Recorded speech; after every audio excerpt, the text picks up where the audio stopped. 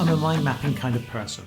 I guess it's just the way my mind organises things, but it makes more sense to order things in a more circular way rather than a linear list or document, at least for me. And I use mind maps pretty regularly on my iPad to help get my brain around a project or any kind of long-term planning that I need to do. So I was rather excited to see that there was a mind mapping app available in VR called Noda. I think deep down I was hoping it was going to be like Minority Report with Tom Cruise swishing around criminals' faces on the screen with his magic gloves. Or I'd feel like some cool futuristic cybercop connecting pieces of a puzzle by moving around data in virtual space. Now, Noda at times can feel a bit like that, though it'd be a lie to say it was quite as intuitive and slick as in the movies. After a brief but useful tutorial, you can get started making your own mind maps. The big draw here is the ability to do it in 3D space and kind of walk around and through all of the branches you've created. Does this kind of make the map any better? I mean, possibly not, but it's kind of cool in a wandering through my own brain kind of way. And it might appeal to certain kinds of people who like to visualize things in different ways. Now, typing in VR can often be quite a chore, so it's good that the app does have voice recognition and it works reasonably well for adding text to the different nodes. You can change the shape of the nodes as well and adjust colours and a few other things.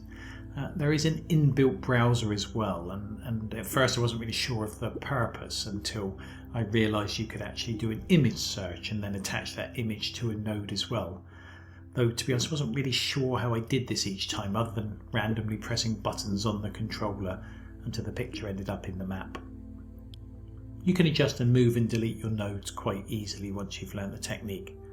And of course you can move around and through your mind map as a 3D object, though movement is done through a slightly clunky transportation system, and I often found myself not quite where I wanted myself to be and had to make several readjustments to be able to edit the map again.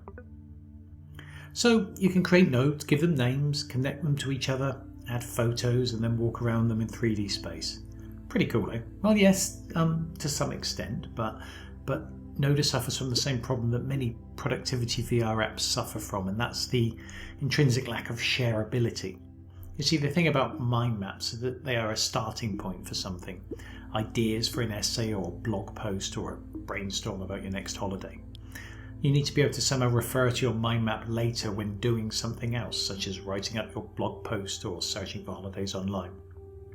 But as far as I could see, there was no option for getting your mind map out of the app, even to see it in some sort of 2D form.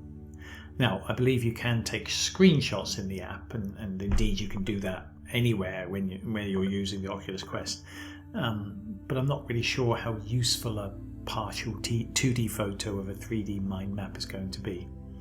So that kind of sucks really, and otherwise I think it actually might be quite useful to be able to start the process in VR and then export to a 2D format to do something with it. But to be honest, that's not the biggest issue with Noda. Unfortunately, that would be the pricing, at least on the Quest 2, which is the headset I'm testing it on. Just on the surface, you'd think a fairly basic and simple app like this would go for what, maybe £8 to £10?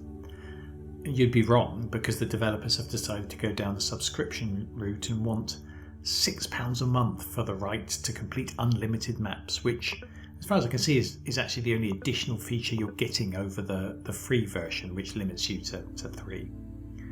Of course, I mean, you have ultimately to decide whether any subscription is worth it, depending on how much you use it and how useful it is for you. But I think that's quite a stretch given how limited the app is, and particularly the lack of being able to get your maps out of the app, I think makes it a very sort of limited functionality.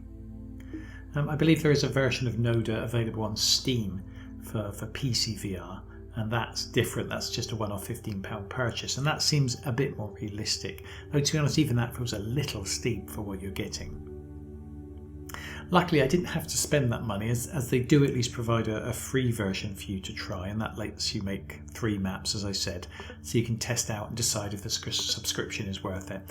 But from my perspective, as somebody who both loves creating maps and loves the idea of productivity in VR, even I would find it difficult to justify that cost. So, it's probably my recommendation would be no for this one, though your use case may vary, and if you find the idea of creating these sort of intricate 3D maps that you can walk around useful, and you don't necessarily need to export it in any form, then that might just work for you. But I think from my perspective, doesn't work. So I would a nice try, but sadly not something I would recommend.